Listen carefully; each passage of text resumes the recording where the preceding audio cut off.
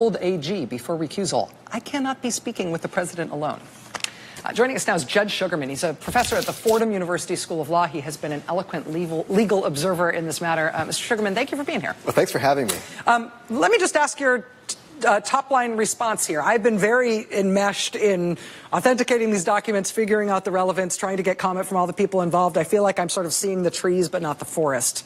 Now that you have just learned this information, as our viewers have, what is your reaction? Well, this is quite a story that you have, and I was interested in how I think this does a couple things. One is this really starts building the case, or is part of building a case for obstruction of justice. So my view has been that firing Comey by itself was sufficient, arguably, to build an obstruction of justice case under statutes. To build that case, you need to establish, quote, corrupt intent. And so you can only get into the mind of Trump through a couple of things. It helped that he told Lester Holt, as you said on NBC, I fired Comey because I was thinking about the Russia investigation. He tells Kislyak and Lavrov in the Oval Office the day after he fires Comey that that's what he was doing. But a prosecutor is going to want to go backward and say this is part of a pattern.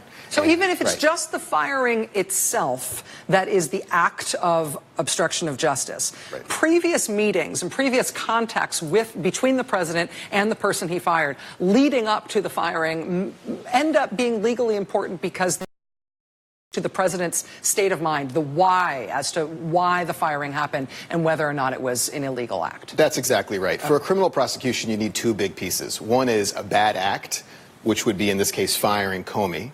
And then you need the mental element, the mens rea, which is what was in the person's mind, what were they intending. And so that intent, we have lots of different pieces of evidence. Comey's testimony suggests that there's this background leading up to the firing. But contemporaneous notes show that it's not just a he said, but that you also have Comey with contemporaneous notes and backed up by people he spoke to with those notes. So it would be very important not to just compare Bente's comments with Comey's testimony. Comey has contemporaneous notes. It would be really important for a prosecutor to line up Comey's notes and show that they are consistent from the contemporaneous notes of Bente. And so we know that in terms of evidence of what happened between Comey and the president, understanding what you just said about why that would be important for any potential criminal case here about the president obstructing justice, we know that Comey tells us he took notes. And we know that those memos were shared with other people, and we believe they were also shared with the Mueller investigation.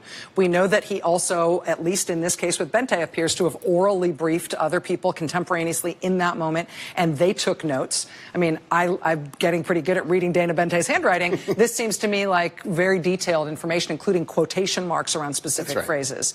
How does a court evaluate the authenticity, well, not the authenticity, I guess the veracity of remarks like that? I mean, does the weight of them, the number of them matter? Well, you can't really carbon date from a year ago, right? But you look at the notes, it's not just a sliver or a cutout. You'd see that the notes are taken over time. And you'd ask a jury to look at it, and you'd have to establish these notes look like they were over a series of weeks, that they look like they're in a flow of a narrative.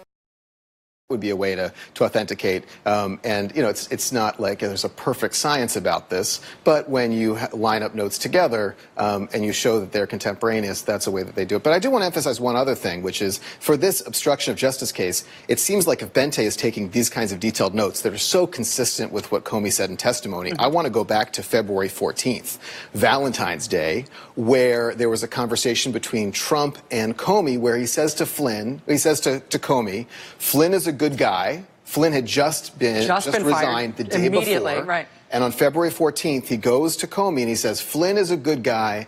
How about letting him go?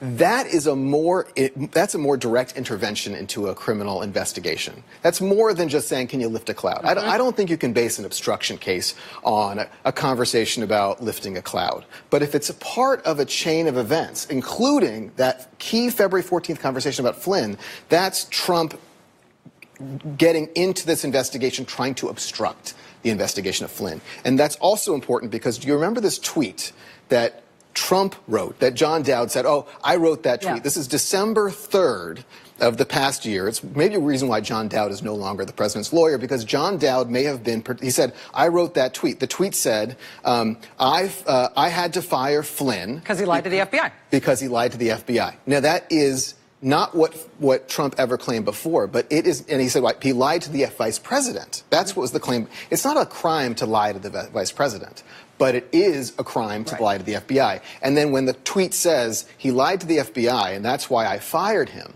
it means that Trump knew, by, at least as evidence from this tweet. Now, so did Comey, with his notes, he says, and go back to his published testimony before the Senate, on the bottom of page 5 and the top of page 6, Comey said, that February 14th conversation where Trump said, let Flynn go, he says, I spoke to the Deputy Attorney General, who was at that time the U.S. Attorney for the Eastern District of Virginia. Dana Bente. Dana Bente. Yeah. So he tells us that he told. So I don't know that we've seen these notes from Bente, but what you've broken tonight suggests that Bente was keeping these notes all along the way. I would be very curious if Bente also has notes from that pivotal February 14th conversation, which in itself could be the basis of an obstruction. And what's less important than the fact that we have these notes and have published them now is that we believe that he's handed them to Robert Mueller.